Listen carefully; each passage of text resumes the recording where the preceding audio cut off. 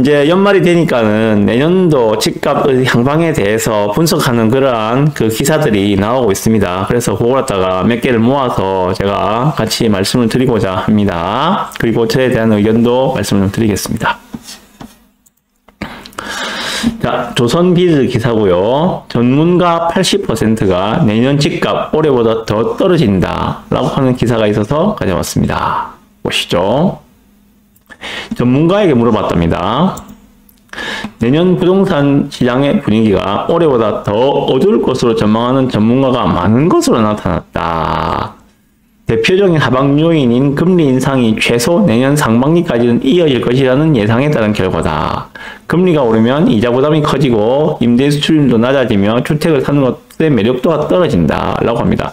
전문가 10명을 대상으로 조선비즈에서 설문조사를 진행했는데요. 10명 중에서 8명은 내년 주택시장의 가격 낙폭이 올해보다 더 커질 것으로 예상했다. 올해도 많이 떨어졌는데 내년에는 더 떨어질 것이다 라고 예상하는 전문가가 10명 중에 8명이라고 합니다. 80%. 보시면, 여기에 쟁쟁하신 분들이 많이 보이죠, 그죠? 권대중 교수님, 김규정, 김성환, 김지연, 많습니다. 박원갑 전문위원까지 해가지고, 많은 분들이 지금 보면은 나와 있는데, 올해보다 내년의 낙폭이 크다라고 전망하는 분들이 8명이랍니다. 크다. 작다라고 하는 분은 2분이네, 그죠? 그리고 주요 변수로 보고 있는 것이 전부 다 지금 금리 인상을 다 꼽고 있습니다. 금리 인상. 한 명도 안 빠지고 지금 금리 인상을 다 꼽고 있죠, 그죠? 요거가 변수가 될 것이다. 사실 미국의 기준금리에 따라서 한국의 기준금리가 연동되어서 움직이는 건 알고 계시죠, 그죠? 미국이 현재 기준금리 상단이 4%. 12월 달에 한 번 더 FOMC를 열어서 발표를 하게 될 건데, 그때 얼마가 될지는 모르지만은, 예상은 현재는 0.5로 할 거라고 예상은 하고 있습니다만은, 모르죠, 그거는. 가봐야 알죠, 그거는. 그때 가서. 아무 의미가 없잖아요, 그죠? 예상하는 거는. 실제로 그때 가서 데이터들이 발표되는 거, CPI 지수라든지 각종 지수가 나오는 걸 보고, FOMC에서 결정을 하겠죠. 자, 그러면, 우리나라도 당연히 그러면은 거기에 따라서 연동해서 움직이게 되겠죠. 우리나라의 금리도 움직이게 되겠죠. 그냥 가봐야 하는 겁니다. 아무도 몰라요. 실제로 이러다가 어느 날 갑자기 러시아 우크라이나 전쟁이 끝나는 순간이 갑자기 나타날 수도 있고, 그리고 미국의 인플레가 갑자기 꺾이면서 금리 인상을 종료시키고 다시 금리를 내린다는 그런 액션을 취할 수 있는 것도 있고, 아무도 모르거든요. 근데 가봐야 합니다. 그래서 전망은 전망일 뿐, 참고는 하되 100% 맹신하지 말자. 좀 그런 관점으로 말씀드리고 싶습니다. 좀 더 보면은, 대다수 전문가는 오늘 24일 내일입니다. 한국은행 금통위가 기준금리를 0.25% 올리는 베이비 스텝. 내일 아마 0.25로 올릴 가능성도 있다고 이야기하는 분들이 많습니다. 0.5 아니면 0.25겠죠. 둘 중 하나인데. 그렇다 하더라도 내년 부동산 시장 분위기가 올해보다 더 어두울 것으로 내다봤다. 결과적으로 금리 상단이 계속 올라가는 데다 미 연준의 긴축 행보가 최소한 내년 상반기까지는 이어질 것으로 예상되기 때문이다. 예상입니다. 예상. 그래서 이렇게 내년 상반기까지 금리 인상 기조가 이어진다면 2024년 상반기까지 주택시장에 영향을 미칠 수 있다. 지금은 금리 추이에 대한 전망이 주택시장 전망과 동일하다고 봐도 무방하다. 어느 정도는 좀 동의합니다. 이 부분은.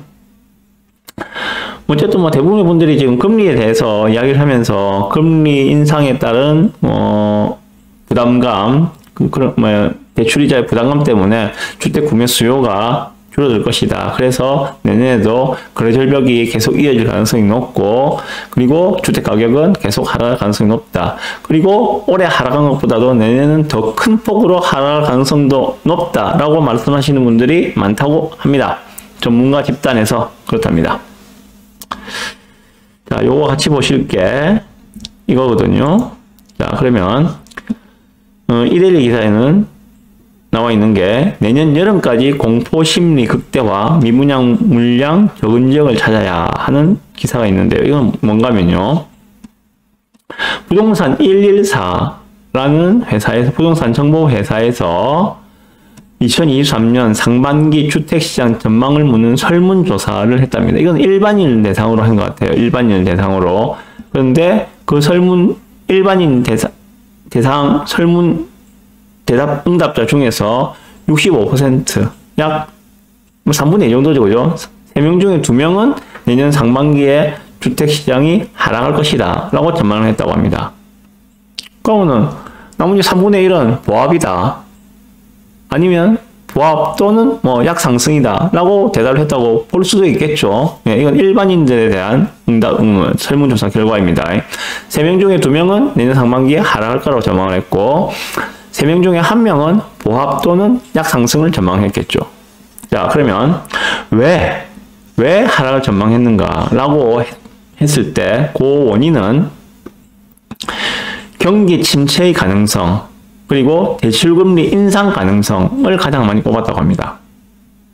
경기 침체의 가능성 때문에 내년 경기 침체가 올 수 있기 때문에 내년 상반기에는 주택시장이 침체할 것이다, 주택가격이 하락할 것이다 라고 예상을 한 일반인들이 3명 중에 2명인 거고, 또 하나의 요인은 대출금리 인상. 이건 앞에 보신 전문가 의견하고 크게 다르지 않죠. 대출금리 인상 가능성 때문에 내년에는 상반기에 집값이 오를 가능성이 없고 오히려 떨어질 것이다 라고 이야기했다는 것들이죠.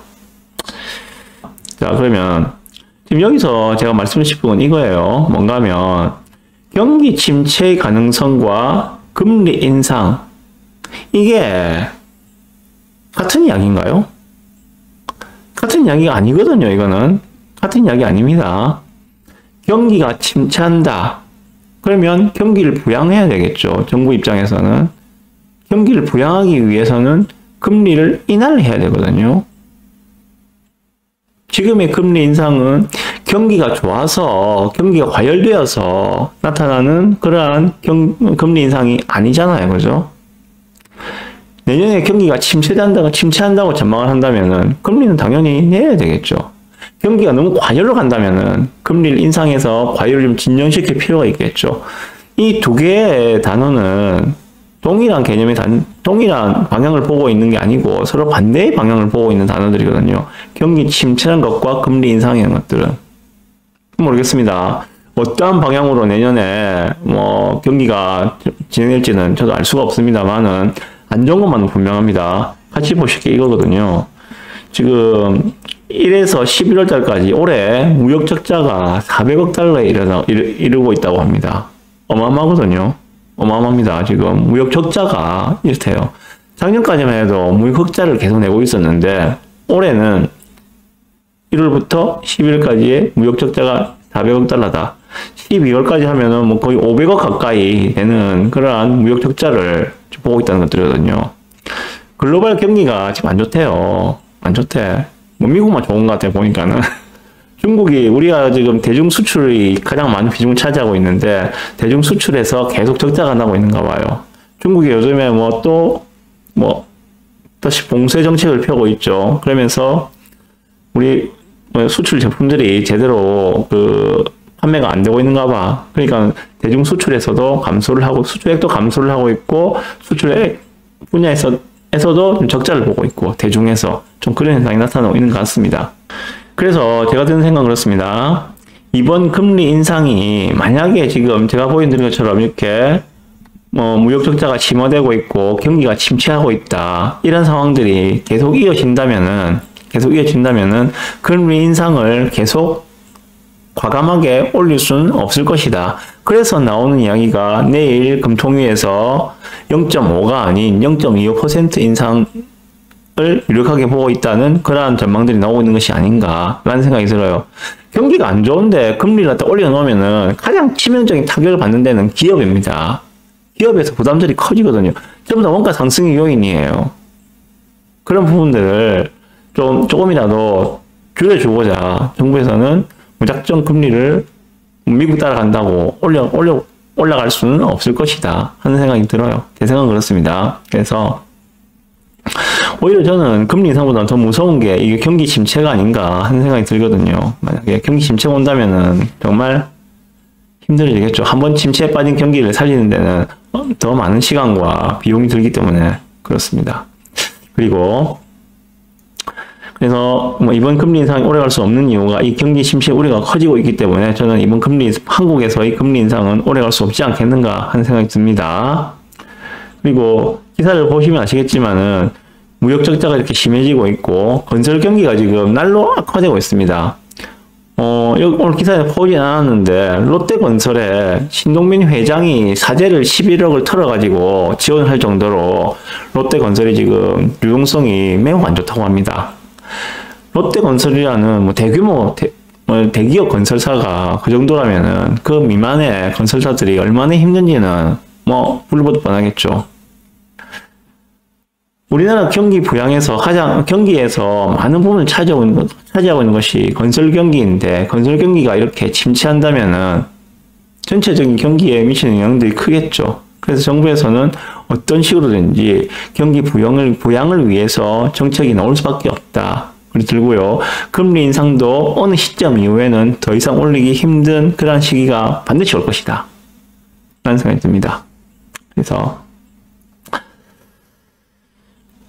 자, 예상을 해봅시다. 그러면 이제 현재 부산 같은 경우에는 뭐 전국적으로 마찬가지입니다만은 뭐 가격들이 뭐 거의 뭐 아파트 가격이 2년 전으로 돌아간 데가 제법 많이 보이죠. 2년 전 가격으로 돌아간 데가 많이 보입니다. 그리고 이제 미국의 기준금리도 뭐 내년도 상반기 정도에는 어느 정도 금리 인상이 마무리되지 않겠는가 하는 전망들을 많이 내놓고 있습니다. 그래서 뭐 가격은 이제 많이 떨어졌다는 생각이 들고, 그리고 미국이 금리 인상이 이제 보합을 보일 때 내년도 한 3, 4월 정도, 그 정도가 어느 정도 변곡점이 될 수 있지 않을까라고 저만의 뇌피셜을 써봅니다. 이게 제 뇌피셜입니다. 100% 믿지 마세요. 앞에서 보신 이런 전문가들 의견들, 이것도 100% 믿으시면 안 됩니다. 제 말도 참조만 하시고, 아, 저런 의견도 있더라 라고 참조만 하시고 100% 믿지 마세요. 자신의 자산은 자신의 판단으로 자신이 지켜야 합니다. 저도 저희 판단으로 이런 분들의 말씀은 참조만 하고 저희 판단으로 저는 저희 자산을 지키고자 노력하고 있습니다. 그렇다고요? anyway, 어쨌든 저는 우리 구독자분께 참고 삼아 드리는 말씀은 그런 겁니다. 참고만 하세요. 제가 올해 5월달인가 뭐 6월달쯤부터 말씀드렸습니다. 이제부터 1년 드리겠습니다. 내년 상반기까지 가장 저점을 통과할 가능성이 높습니다. 매수를 하실 분들은 적어도 내년 상반기까지는, 내년도 6월달까지는 매수를 마무리하시는 것이 좋겠다고 생각합니다. 라고 제가 5월달인가 6월달에 말씀을 드렸던 기억이 납니다. 아마 기억하시는 분 있으실 거예요. 그 의견은 지금도 변함이 없습니다. 그 의견은 지금도 변함이 없고요. 가장 사람들이 공포에 질렸을 때가 매수하기에 가장 좋은 타이밍이다. 그 시점이 저는 내년도 상반기까지가 아닌가라고 생각하고 있습니다. 제 말이 틀린지 맞는지는 그때 가서 보면 알겠죠.